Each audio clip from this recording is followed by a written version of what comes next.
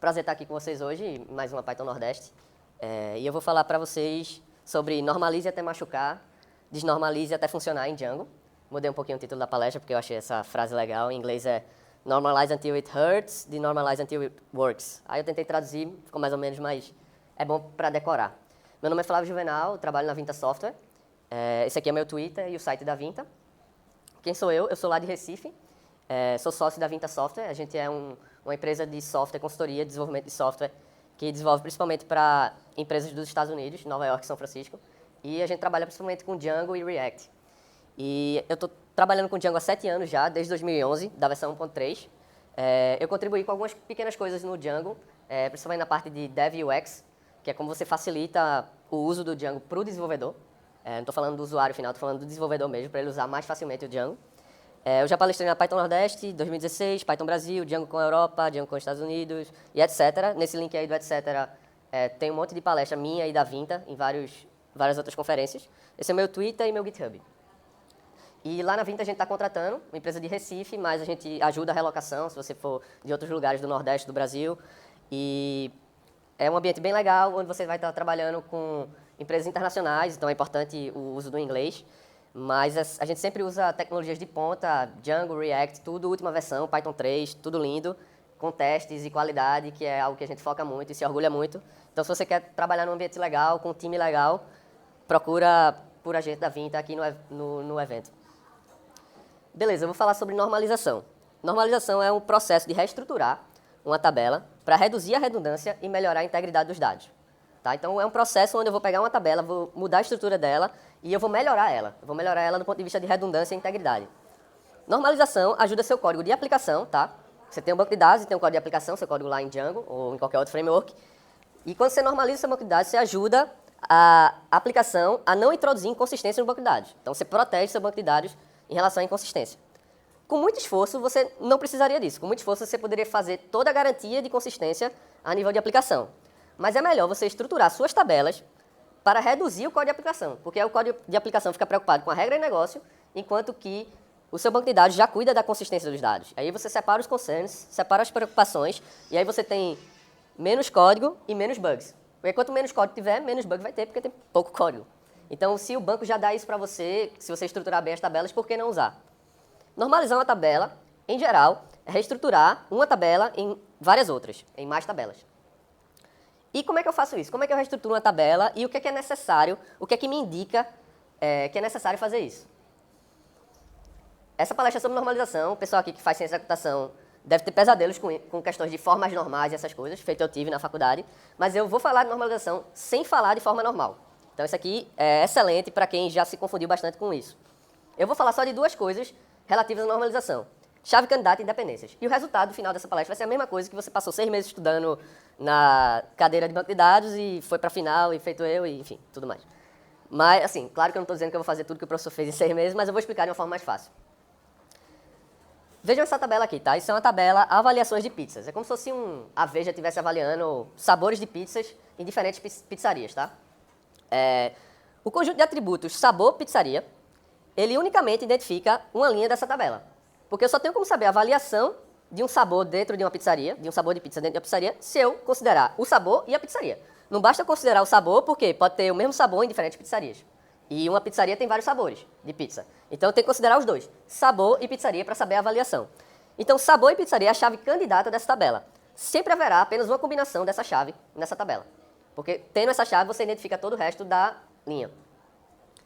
Sabor pizzaria determina a avaliação, tá? E a avaliação é um fato sobre sabor pizzaria. Beleza? É uma outra forma de ver essa questão de chave candidata.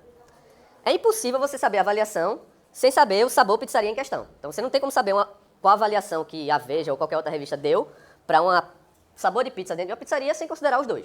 Tá? Isso é claro, mas é importante a gente levantar isso aqui. E sabor e pizzaria não pode se repetir, por isso que é uma chave e está tudo certo. Está tudo lindo nessa tabela. Tá? Mas se houver outra coluna telefone com o telefone da pizzaria, eu tenho agora uma nova coluna telefone que indica qual é o telefone da pizzaria. Eu não preciso olhar para a chave candidata inteira, sabor e pizzaria, para descobrir o telefone. Eu posso olhar só para a pizzaria, ou seja, parte da chave candidata, e com isso eu já sei o telefone. Porque telefone não depende da chave candidata inteira, ele depende apenas da pizzaria. Então aqui eu tenho A pizzaria Nonas, ela tem 2 sabores, mussarela e marguerita. O telefone é o mesmo porque a pizzaria é a mesma, tá? Já que sabor pizzaria é a chave, se 2 linhas tiverem a mesma pizzaria, elas vão ter o mesmo telefone. Então, eu tenho uma certa redundância aqui, porque eu tô toda linha dessa tabela que aparece a mesma pizzaria, eu estou informando o telefone de novo. Então, sempre vai aparecer aqui o mesmo telefone toda vez que a pizzaria for igual. Beleza? No entanto, não tem nada na estrutura dessa tabela que me garante que telefone se repetirá sempre que a pizzaria se repetir. Não tem nada nessa tabela que garante isso para mim, tá? E aí pode acontecer uma anomalia. Pode ser que alguém queira editar lá a nota da pizza marguerita da Nonas e acabe editando o telefone também. E não edite as outras ocorrências de Nonas nessa tabela. E aí, o que é que vai acontecer? Vai acontecer uma anomalia. E aí eu não consigo mais responder essa pergunta. Eu não consigo responder mais a pergunta, qual o telefone da pizzaria Nonas, olhando só para essa tabela. É impossível responder essa pergunta precisamente, porque essa tabela é anômala. Essa tabela tem 2 telefones para a mesma pizzaria. Eu não sei se isso é um erro, eu não sei se isso significa que os 2 telefones são válidos para aquela pizzaria, eu não sei. Nada nessa tabela indica isso para mim. E isso é muito importante a gente se preocupar, porque uma boa prática, muito discutida em computação, é considerar o banco de dados como fatos sobre os dados. Tá? Tem mais discussão nesse link sobre isso, mas é uma boa prática. E quando eu tenho redundâncias no meu banco de dados, elas causam anomalias. E as anomalias causam fatos incorretos. E fatos incorretos causam bugs. Você vai ter um bug no seu sistema que pode acontecer até de, sei lá, um usuário vê um telefone e outro usuário vê outro. Porque você está pegando o primeiro telefone que você vê naquela tabela para a pizzaria Nonas. E aí? Aí você tem inconsistência, você tem bug, você tem suporte, você tem um monte de problema quando você tem lá em cima a redundância. E a solução para isso, para evitar a redundância no banco de dados, uma das soluções, eu vou mostrar mais, em uma tabela, cada coluna deve prover um fato sobre a chave candidata inteira. Então, é a chave candidata inteira, não é parte dela. As colunas de uma tabela têm que prover um fato sobre a chave candidata inteira. Caso contrário, a gente tem que quebrar a tabela. E aí, como é que a gente normaliza aquela tabela lá? Lembre que o telefone de Nona estava se repetindo toda vez que a pizzaria Nona aparecia nessa tabela. Agora eu quebro em outra tabela, eu boto aqui o telefone de Nona, tá? E o telefone das outras pizzarias. E agora a Nona só tem um telefone. Se eu quiser editar esse telefone, eu edito em um lugar só. Eu não preciso ficar procurando aqui todas as ocorrências de Nonas para editar. Eu edito tudo nessa tabela aqui. E se na minha regra de negócio uma pizzaria puder ter mais de um telefone? Não tem problema. Você bota outro telefone aqui nessa tabela e aí quando você fizer a consulta nela, você sabe. São 2 telefones para a mesma pizzaria. Não é uma redundância. Tá? Então, com a tabela normalizada, fica muito mais fácil de eu escrever meu código de aplicação e eu tenho muito mais segurança de que eu não vou ter anomalias nem redundâncias dentro das minhas tabelas. E onde é que entra o Django nisso? No Django, cada módulo possui um ID automático. Tá? Se você não especificar um primary key, ele vai botar uma primary key para você, um ID automático. Em teoria de banco de dados, isso se chama chave substituta. Teoria relacional, isso se chama chave substituta. Mas a gente não precisa se preocupar com isso. Mas a gente tem que se preocupar em ensinar o Django qual é a chave candidata do nosso model. Se eu tivesse um model daquele lá de avaliações de pizzarias, de pizzas em pizzarias, eu teria que botar unique together, sabor e pizzaria. Eu tenho que ensinar isso ao Django. Qual o problema se eu não ensinar isso ao Django? Porque não é suficiente eu tratar isso a nível de aplicação apenas com a lógica do tipo pegue se não existe, crie, ou pegue se existe, crie se não existe. Como, por exemplo, o get ou create, que é um método bem usado no Django, nos models de Django. Eu posso me achar esperto e dizer, não, vou criar unique together aqui não, vou ligar para banco de dados não, dane-se, eu vou chamar get ou create e vai dar tudo certo. Não vai dar tudo certo por questões de concorrência, tá? Se você, por exemplo, quiser dar um get ou create para pegar a avaliação da pizza na pizzaria, se ela existe, ou criar se ela não existe, e você escreve aquele código lá e acha que está tudo bonitinho, na verdade não está. Porque pode acontecer isso aqui. Você pode ter 2 requests, tá? 2 requisições que começam ao mesmo tempo. E as 2 são get ou create, tá? Cada uma com um valor diferente para a avaliação lá da pizzaria. Uma vai dar 10 e outra vai dar 7. Mas poderia ser até o mesmo valor. Os 2 seriam problemáticos. Por quê? Porque o primeiro request pode começar a fazer o select, que é a parte get do get ou create, e depois fazer o create, que é a parte create do get ou create.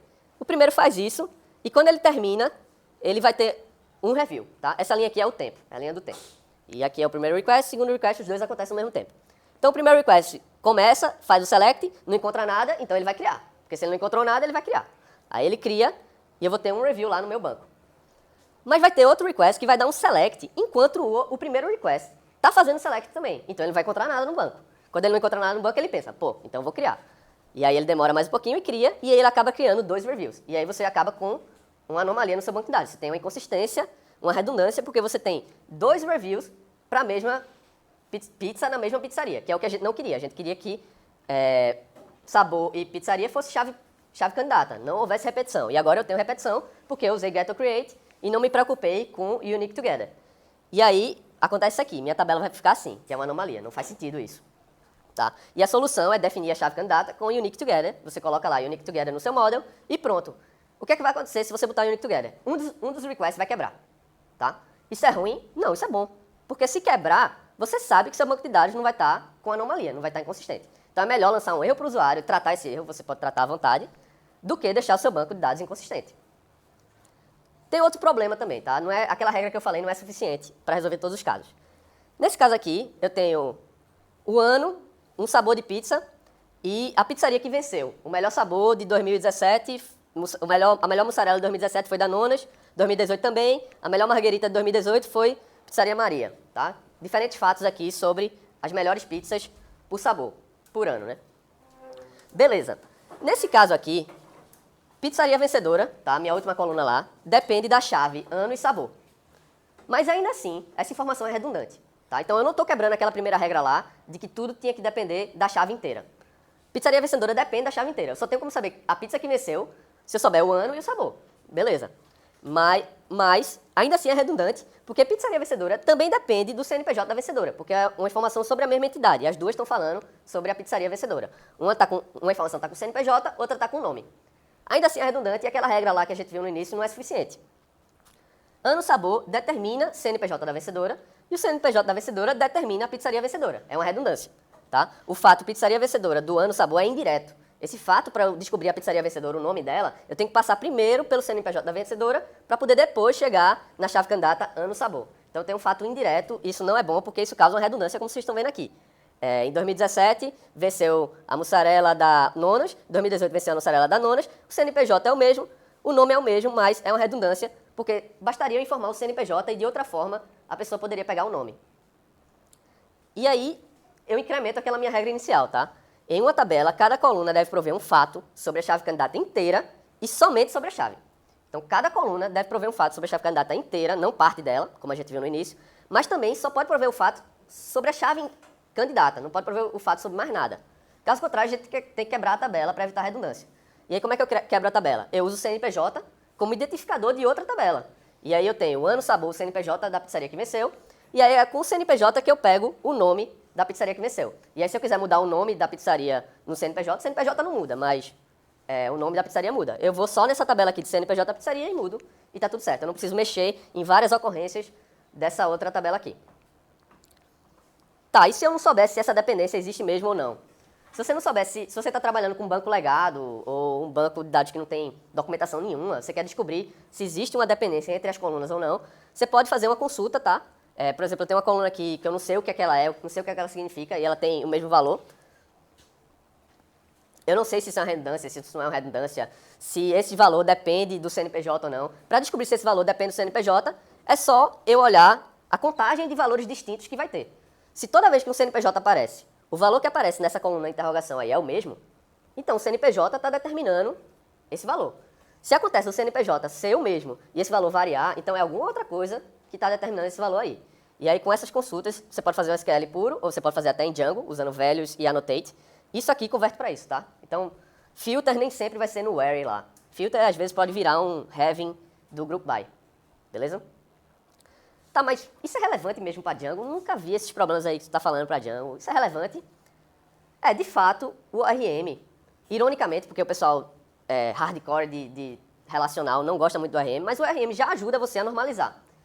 Porque ele já faz você pensar em relações entre objetos e não tabelas relacionais. Então, se eu fosse fazer aquela tabela lá da melhor pizza do ano, qual é a pizzaria que tem essa melhor pizza, eu poderia fazer um model melhor pizza ano, guardar o ano, guardar o sabor da pizza com a foreign key, guardar uma pizzaria com a foreign key. Note que eu não vou botar um CNPJ aqui, porque o CNPJ já vai estar na pizzaria, eu estou me referenciando via foreign key.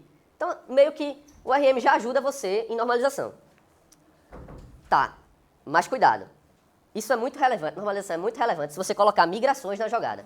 Se você colocar migrações na jogada, começa a complicar, tá? Suponha que agora eu quero saber quem é o pizzaiolo que fez aquela melhor pizza do ano lá. Eu quero saber quem é esse pizzaiolo também, tá? Aí eu, sei lá, eu botaria pizzaiolo aqui na tabela melhor pizza ano. Mas um pizzaiolo, nesse meu modelo aqui, ele só trabalha em uma pizzaria, tá? Então ele tem uma foreign key, pizzaiolo tem uma foreign key para pizzaria. Beleza? Então, eu tenho uma redundância aqui, né? Porque eu tô sabendo qual é o ano, qual é o sabor que ganhou, e eu tô botando tanto a pizzaria quanto o pizzaiolo na mesma tabela. E é redundante, porque o pizzaiolo só trabalha em uma pizzaria, então eu não preciso informar a pizzaria aqui. Eu poderia só informar o pizzaiolo, já que ele trabalha só em uma pizzaria, e tá tudo certo, né? Será que se a gente adicionasse pizzaiolo numa migração, a gente ia lembrar de remover pizzaria? Antes de fazer essa palestra, eu não lembraria. Eu não pensaria em normalização para fazer essa normalização e remover a pizzaria daqui. Então isso é relevante, a questão é relevante aqui porque pizzaria determina pizzaiolo, aliás, pizzaiolo determina pizzaria e eu não vou remover pizzaria. E aí é a questão da regrinha lá que a gente discutiu. Você tem que reaplicar ela toda vez que você fizer uma migração. E é mais relevante ainda se a gente coloca o tempo na jogada, tá? Isso é um bug clássico de sistemas relacionais, que é o seguinte. Em uma tabela, cada coluna deve prover um fato sobre a chave candidata inteira e somente sobre a chave. É a regrinha que a gente viu. Um fato, tá? Mas é um fato hoje ou é um fato histórico? Aí começa a complicar tudo. Se você quiser guardar coisas do passado e não só o presente, você tá ferrado, velho. Porque, vamos ver. E se agora a gente considerar que o pizzaiolo, ele pode mudar de pizzaria? Tá? Hoje ele tá numa pizzaria, amanhã ele tá em outra. Beleza. A gente tinha removido pizzaria dessa tabela melhor pizza do ano. Tá? A gente tinha removido, porque a gente achava redundante.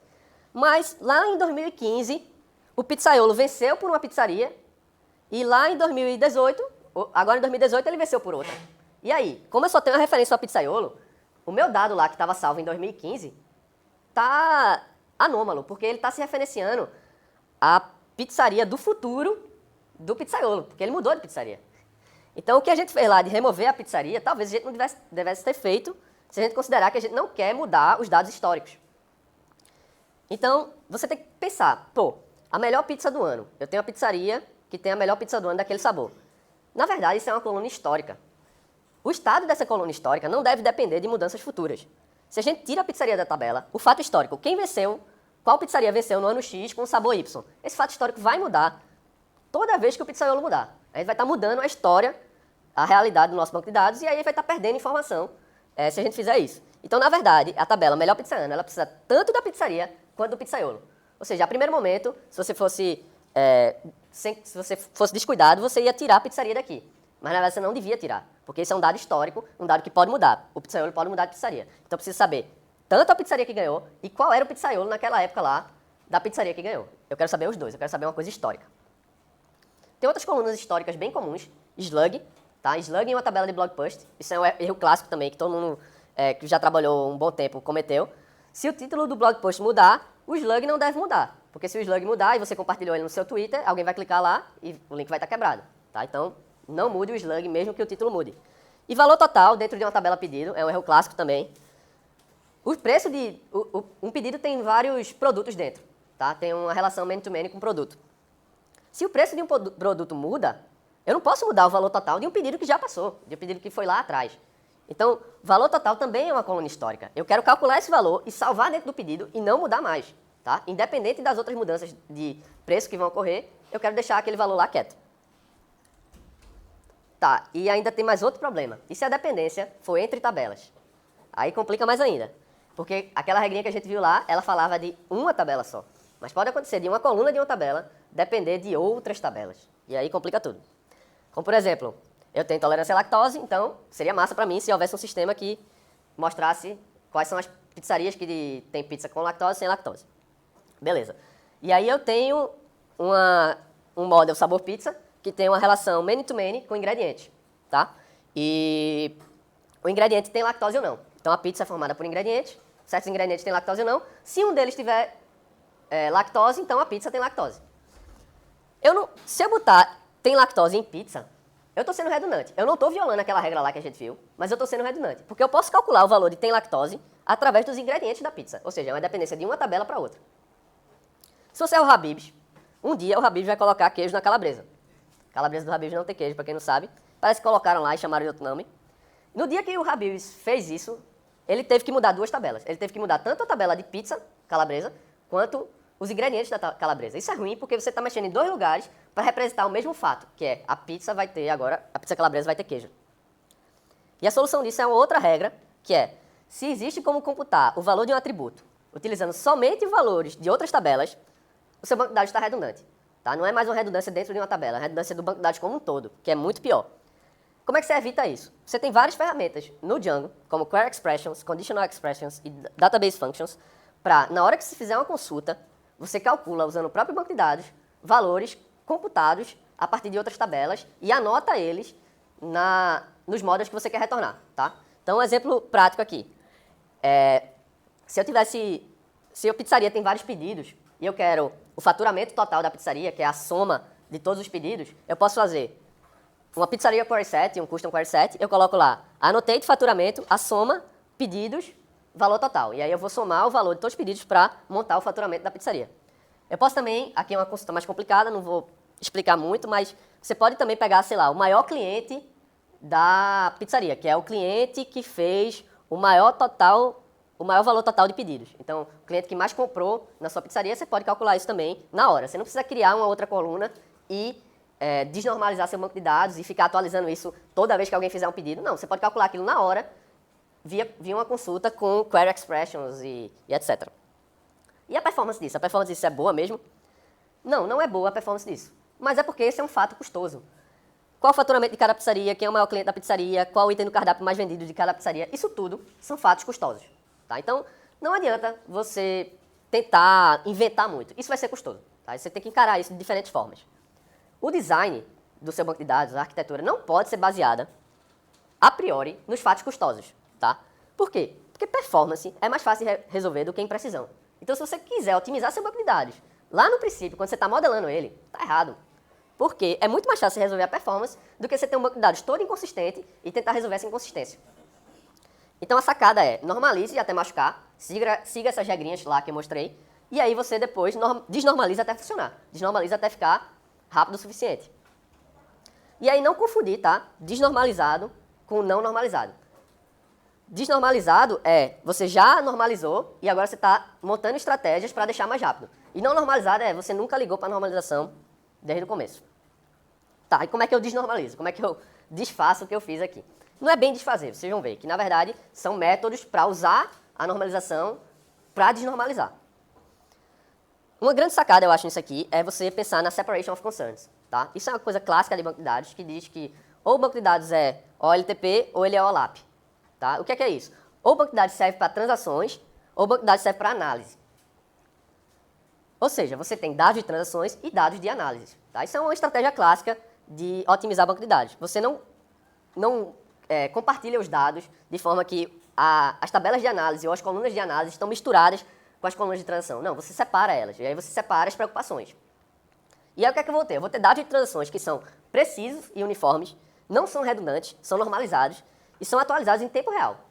E eu tenho dados de análise que são fatos agregados, compostos, são redundantes às vezes.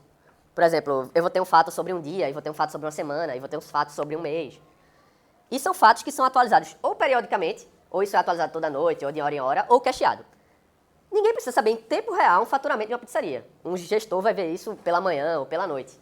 Então, não tem problema nenhum o fato de análise, ele ser atualizado periodicamente ou ele ser cacheado. Se eu quiser fazer as duas coisas ao mesmo tempo, eu vou me complicar. É muito complicado. Então, é melhor separar essas preocupações. E aí eu posso, por exemplo, separar o concern, a preocupação, a agregação, em um novo app do Django. Eu posso usar apps do Django para isso. Eu separo em um app chamado Relatórios e eu crio um novo model, o relatório da pizzaria. E aí esse relatório pizzaria, ele tem um one-to-one para a minha pizzaria e nele eu coloco o faturamento e o maior cliente, que são dados computados, não são dados normalizados, mas eles estão separados do modelo transacional, que é o modelo da pizzaria. E a sacada disso é separar as preocupações. Eu boto a lógica de análise aqui e a lógica de transação aqui. E aí eu posso, por exemplo, fazer um helper que toda noite ele roda e ele atualiza os relatórios da pizzaria. Ele anota o faturamento e anota o maior cliente dentro de relatório pizzaria. Então eu faço uma consulta pizzaria, anotando o faturamento e o maior cliente, feito a gente viu lá atrás com aqueles annotates. E aí eu vou fazendo updates ou creates em todos os relatórios pizzaria. E aí toda manhã, isso aqui vai rodar de noite, toda manhã quando a pessoa, a gestora lá olhar, vai estar atualizadinho os dados da noite anterior. Isso é um jeito fácil de desnormalizar, tá? Que é basicamente, você usa agregações que o próprio banco de dados lhe oferece, consultas agregadas, você usa o Django Query Expressions, esse tipo de coisa, para fazer isso. Você usa models extras que são desnormalizados e você usa um cron job ou um celery bit, que é uma tarefa que vai executar toda noite ou de hora em hora. A vantagem é que você não polui os models transacionais com colunas computadas, é muito fácil de reproduzir, muito fácil de testar, é muito fácil de rodar ad hoc. Por exemplo, o gestor chega e diz, ó, preciso de um relatório atualizado no último minuto. Beleza, eu rodo aqui, vai demorar 10 minutos para rodar, mas você vai ter esse relatório atualizado. A desvantagem é que é um sync lento, demora 10 minutos, 1 hora, 3 horas para rodar, que você vai percorrer o banco de dados todinho, fazer as colunas de novo todo dia. Tem outras ideias de desnormalização que eu posso seguir, tá? Mas eu recomendo primeiro vocês fazerem desse jeito fácil, feito eu disse. Eu trabalho num sistema que é para firmas de advocacia gerenciar marcas registradas nos Estados Unidos, e existem 10 milhões de marcas registradas nos Estados Unidos.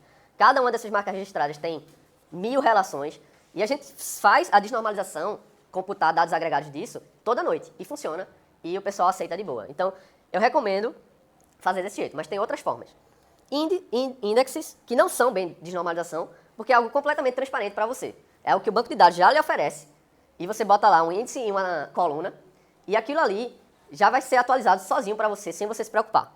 Então não é desnormalização, na verdade é algo que vai ajudar a deixar suas consultas mais rápidas. Então, por exemplo, se você faz uma consulta de ordenação e ela demora muito, se você botar um índice naquela coluna lá que você ordena, isso vai aumentar a velocidade muito mais. E o índice, na verdade, é como se fosse uma tabela desnormalizada, mas é que o banco de dados já cuida dela para você. Tem várias formas de fazer isso com o Django. E o índice é basicamente isso aqui, tá? Eu tenho uma tabela de fatos, por exemplo, eu tenho uma primary key aqui, que tem a informação do último nome da pessoa e a cidade que ela trabalha, sei lá.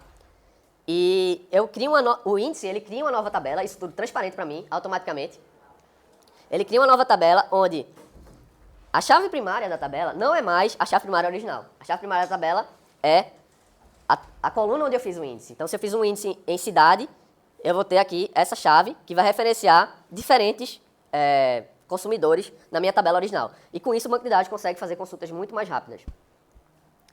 Então isso vai acelerar filtragem, ordenação, distinct, group by, contagem e expressions, que é basicamente as coisas que a gente faz em agregação.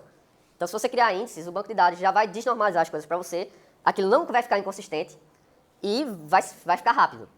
A desvantagem é que existe um trade-off entre leitura e inserção. Toda vez que você cria um índice, você está efetivamente criando uma nova tabela transparente lá no banco de dados, e toda vez que o banco de dados inserir alguma coisa, ele vai ter que atualizar essas outras tabelas. E se você atualizar uma tabela, ele também vai ter que atualizar os índices. E aí toda vez que você cria um índice, você deixa a sua inserção mais lenta. Mas tradicionalmente, a maioria dos bancos de dados que a gente trabalha é mais leitura do que inserção, então isso em geral não é problema. Antes de você fazer qualquer desnormalização, tente usar índice, porque é a solução mais fácil e não há risco de inconsistência. Mas não se esqueça de monitorar se aquele índice que você criou realmente melhorou as suas consultas. Você pode usar o Django Silk, que é uma ferramenta muito legal, você pode usar o explain do Postgres, você coloca explain antes de um select, e o Postgres vai explicar para você o que é que ele fez naquele select. O MySQL também tem isso, outros bancos também têm isso. Eu falo de Postgres porque é o melhor banco para você usar com o Django.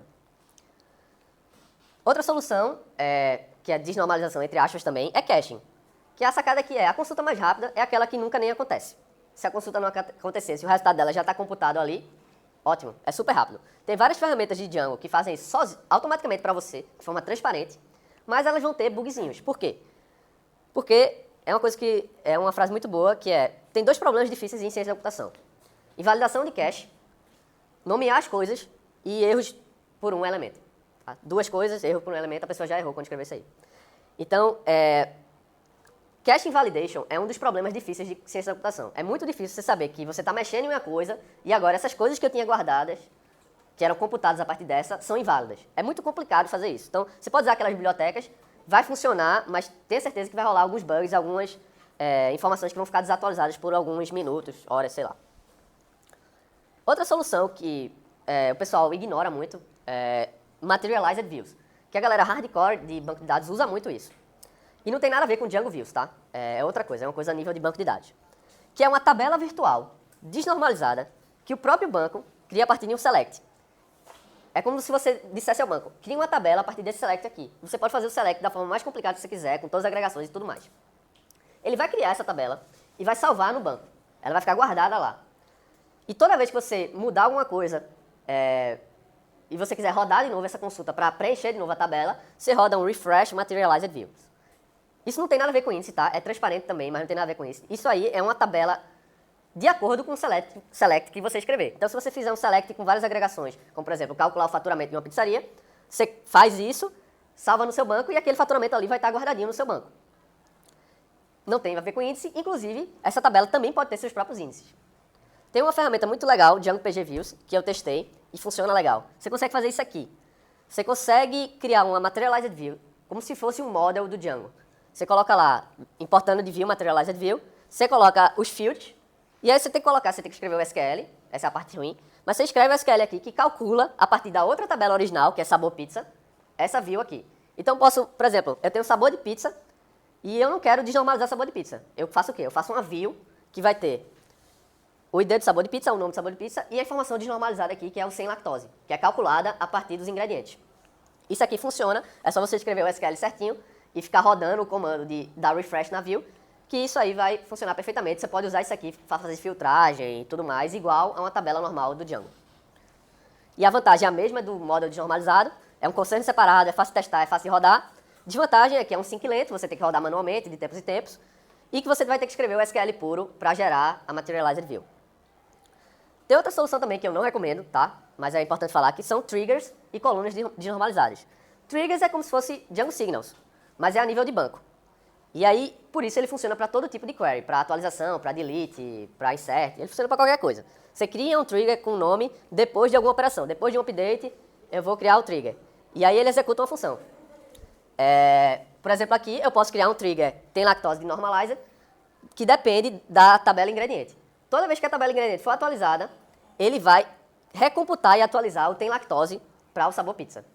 Isso funciona legal se a gente usar essa biblioteca, mas se você começar a escrever seus próprios triggers, você vai ter problemas de muito código em trigger, e aí fica horrível de manter, porque você vai ter o seu código de aplicação e parte da lógica de negócio dentro dos triggers. E aí é um pesadelo para manter esse código, tá? Tem outra solução aqui que não vai dar tempo de falar, que é SQL mais NoSQL.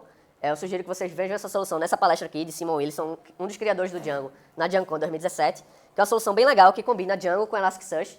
E combinando os dois, ele consegue ter o melhor dos dois mundos. Agregações rápidas do NoSQL com dados transacionais precisos do SQL. Beleza? E o aprendizado que eu queria deixar aqui é que um banco de dados serve para expressar fatos. Se é possível extrair o mesmo fato de formas diferentes, olhando para colunas ou tabelas diferentes, então tem redundância, tá?